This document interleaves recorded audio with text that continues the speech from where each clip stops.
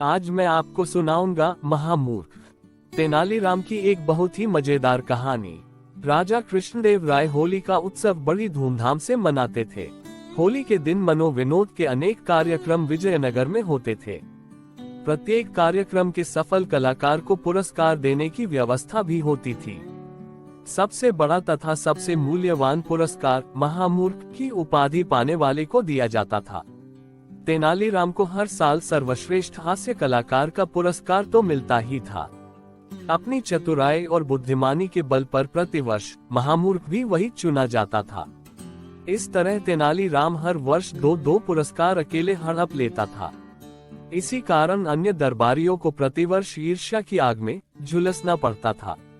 इस साल अन्य दरबारियों ने फैसला कर लिया था कि इस बार होली के उत्सव पर तेनालीराम का पत्ता ही साफ कर दिया जाए। उसके लिए उन्होंने एक तरकीब भी खोज ली थी। तेनालीराम के प्रमुख सेवक को पदार्थ सिखाकर उसके द्वारा तेनालीराम को छक्कर भन पिलवा दी गई। होली के दिन इसी कारण तेनालीराम भन के नशे की तरंग में घर पर ही पड़ा रहा। दोपहर बाद जब तेनालीराम की नींद खुली तो वह घबरा गया और इसी घबराहट में भागता भागता दरबार में पहुंच गया। जब वह दरबार में पहुंचा तब तक उत्सव में आधे से अधिक कार्यक्रम संपन्न हो चुके थे। राजा कृष्णदेव राय उसे देखते ही डपट कर बोले, अरे मूर्ख तेनालीराम जी, आज के दिन भी भन छान कर सो गए। राजा ने तेनालीराम को मूर्ख कहा तो सारे दरबारी प्रसन्न हो उठे। उन्होंने भी राजा की हाँ में हाँ मिलाए और बोले, आपने बिल्कुल सत्य ही कहा महाराज। तेनालीराम मूर्ख ही नहीं बल्कि महामूर्ख है। जब तेनालीराम ने सब लोगों के मुंह से यह सुना तो मुस्कुराता हुआ महाराज से बोला, धन्यवाद महाराज, आपने अपने श्रीमुख से मुझे महामूर्ख घोषित करके आज के दिन का सबसे बड़ा पुरस्कार तो मेरे लिए सुरक्षित कर ही दिया है। तेनालीराम के मुख से ये सुनते ही दरबारियों को अपनी भूल का पता चल गया, किंतु वे अब कर भी क्या सकते थे, क्योंकि वे स्वयं ही अपने मुख से तेनालीराम को महामूर्ख बता चुके थे। होली के अवसर पर महामूर्ख का पुरस्कार तेनालीराम हर साल की तरह फिर झपट ले गया। धन्यवाद दोस्तों। नेक्स्ट स्टोरी, ब्राह्मण किसकी पूजा करे। तेनालीराम की एक मजेदार कहानी। एक दिन महाराज कृष्णदेव राय ने कहा, सभी दरबारी तथा मंत्रीगणों को यह आभास तो हो ही गया होगा कि आज दरबार में कोई विशेष कार्य नहीं है और ईश्वर की कृपा से किसी की कोई समस्या भी हमारे सम्मुख नहीं है। अतः क्यों न किसी विषय पर चर्चा की जाए। क्या आप जैसे योग्य मंत्रियों व दरबारियों में से कोई सुझा सकता है ऐसा विषय जिस पर चर्चा कराई जा सके। तभी तेनालीराम बोला, महाराज, विषय का निर्णय आप ही करें तो अच्छा होगा।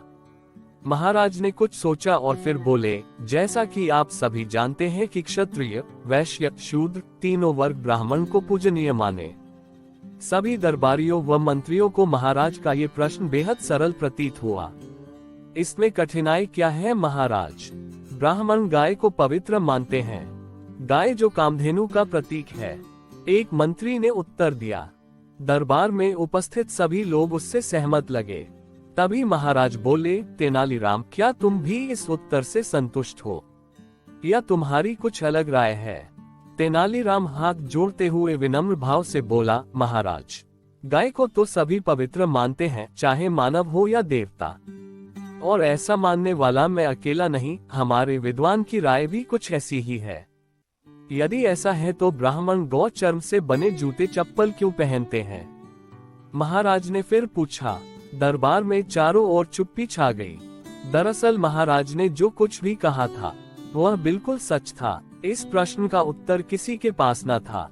सबको चुप देख महाराज ने घोषणा की, जो भी उनके इस प्रश्न का संतोषजनक उत्तर देगा उसे 1000 स्वर्ण मुद्राएं पुरस्कार स्वरूप दी जाएंगी। 1000 स्वर्ण मुद्राओं का पुरस्कार दरबार में उपस्थित हर कोई लेना चाहता था, लेकिन प्रश्न का उत्तर कोई नहीं जानता था।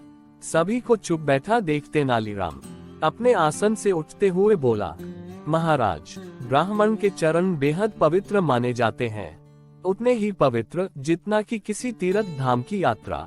अतः गौ चर्म से बने जूते चप्पल पहनने से गायों को मोक्ष मिल जाता है। गलत तो हर हाल में गलत है। महाराज बोले, गौ चर्म से बने जूते चप्पल पहनना जायज नहीं कहा जा सकता, फिर चाहे पहनने वाला ब्राह्मण हो या किसी अन्य वर्ग का। लेकिन मुझे खुशी इस बात की है कि तेनालीराम ने उत्तर देने का साहस तो किया।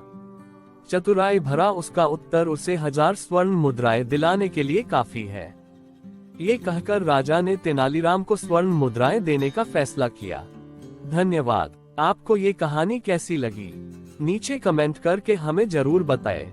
अगर आपको ये कहानी पसंद आई हो तो अपने दोस्तों के साथ जरूर शेयर करें और ऐसी ही प्यारी कहानियां सुनने के लिए हमारे YouTube चैनल से जुड़े।